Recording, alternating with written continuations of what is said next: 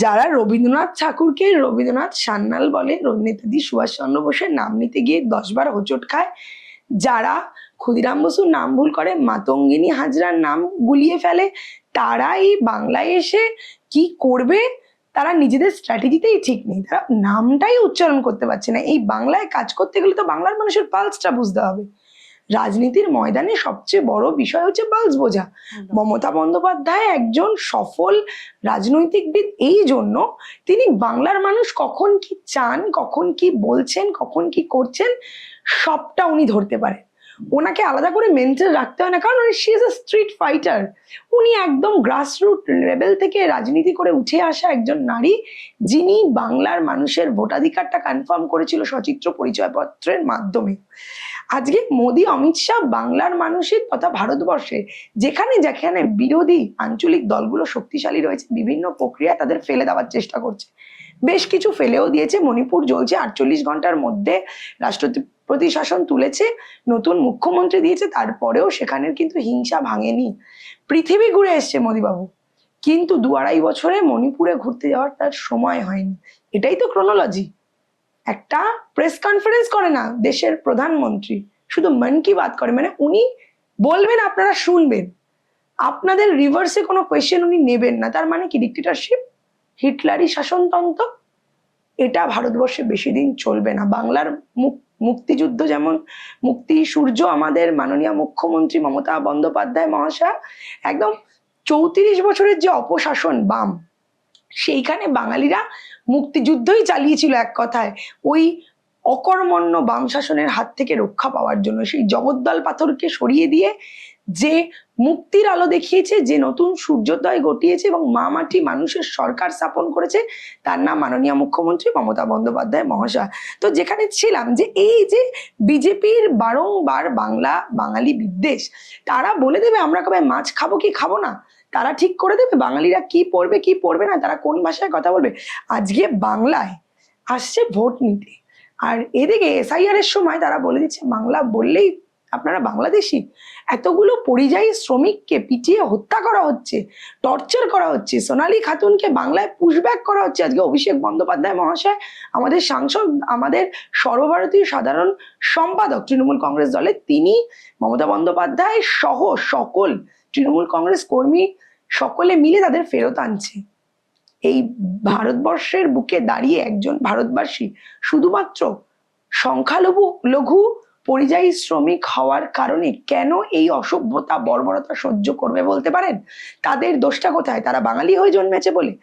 আর ভোটের আগে আগে তারা আসবে, এসে ভোট ভিক্ষা করবে।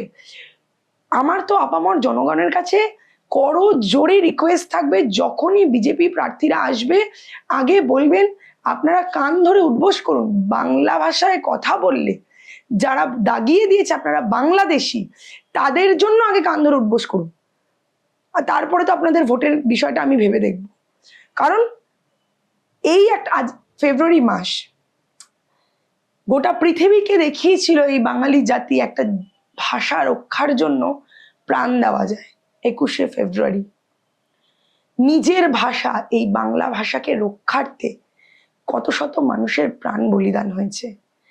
সেই ভাষাকে এইভাবে কলঙ্কিত করার যে চেষ্টা মোদী অমিত শাহ সহ গোটা বিজেপি দলটার, সেই ফেব্রুয়ারি মাসে শপথ করে বলুন আগামী 2026-এ যারা আপনাকে হয়রানির লাইনে এসআইআর এর মাধ্যমে দাঁড় করালো, যারা আপনাকে আপনার নাগরিকত্ব নিয়ে প্রশ্ন তুললো, যারা আপনার বাঙালি হওয়া, বাঙালির সত্তাকে কালিমা লিপ্ত করার চেষ্টা করলো, ভোটের লাইনে দাঁড়িয়ে তাদের জবাব দেবেন না আপনারা?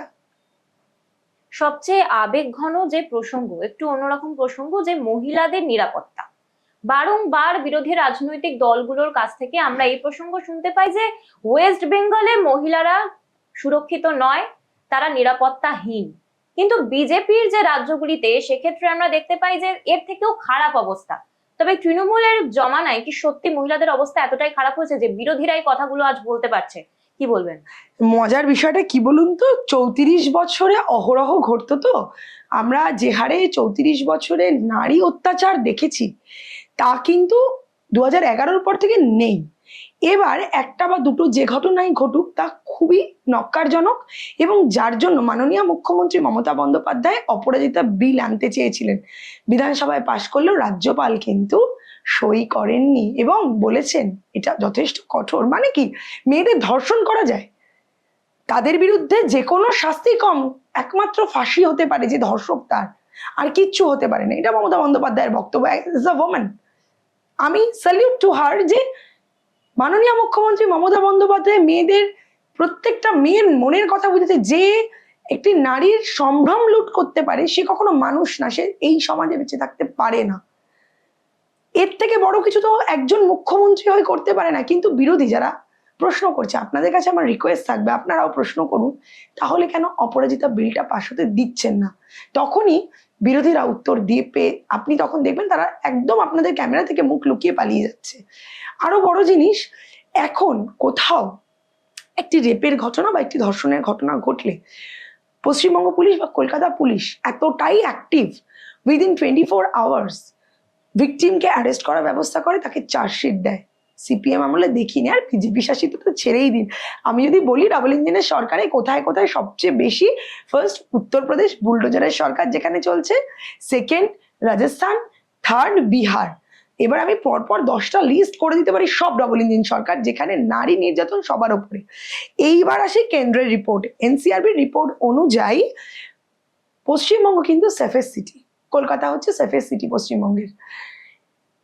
তার চেয়েও বড় একটা রিওয়ার্ড হচ্ছে বিদেশি যত মানুষ ভারতবর্ষে ঘুরতে আসে তাদের কাছে দ্বিতীয় সেফেস্ট হচ্ছে আমাদের কলকাতা, অর্থাৎ পশ্চিমবঙ্গ। তার মানে কি, এই রিপোর্ট কিন্তু আমি আপনি দিচ্ছি না, দিচ্ছে কেন্দ্র সরকার।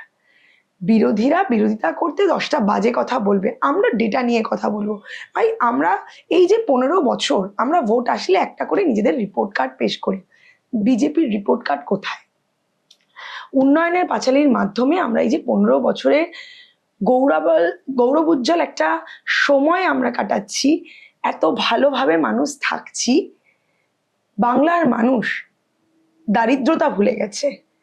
কি করে? এই মাননীয় মুখ্যমন্ত্রী মা মাটি মানুষের যে সরকার, সেই সরকারের আমলে মানুষের কথা বলেছেন কে?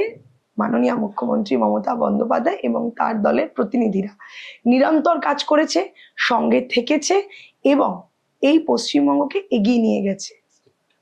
আরেকটা প্রসঙ্গে আসবো, একদম শেষ প্রসঙ্গে, যে তৃণমূল কি সত্যি মহিলা ক্ষমতায়নের দল হয়ে উঠতে পেরেছে? কারণ বিভিন্ন ক্ষেত্রে আমরা দেখতে পাই যে রাজনীতির ক্ষেত্রেও কিন্তু মহিলাদের একটা বঞ্চনার শিকার হতে হয়। তো সেক্ষেত্রে তুমি তোমার দল থেকে কি বলতে চাও? দেখো, আমি যেটুকুনি দেখতে পাই যে আমি যখন বড় হচ্ছি, সিপিএম এর একটা বড় কোনো মহিলা ফেস কিন্তু ছিল না সেভাবে। বেশ কয়েকজন ছিল, তার হাজবেন্ডরা বড় ফেস ছিলেন বলে সেই মহিলারা রয়েছে। আজকে মমতা বন্দ্যোপাধ্যায় যারা এই 38% বা 35% মহিলাদের জন্য সংরক্ষণের কথা বলে ক্যান্ডিডেট, মমতা বন্দ্যোপাধ্যায় প্রায় 40% মহিলা ক্যান্ডিডেট দেন যে কোনো নির্বাচনে, সে লোকসভা বলুন, বিধানসভা বলুন বা পৌর ইলেকশনগুলোতে বলুন। তাই মমতা বন্দ্যোপাধ্যায় যেভাবে মহিলা ফেস তুলে নিয়ে এসছে সেটা সত্যি মানে একদম অবিস্মরণীয়, ভালো লাগার জায়গা, গর্বের জায়গা। এবং আমরা ছোটবেলায় কোনোদিন ভাবিনি এভাবে ফ্রন্টে এসে রাজনীতি করব।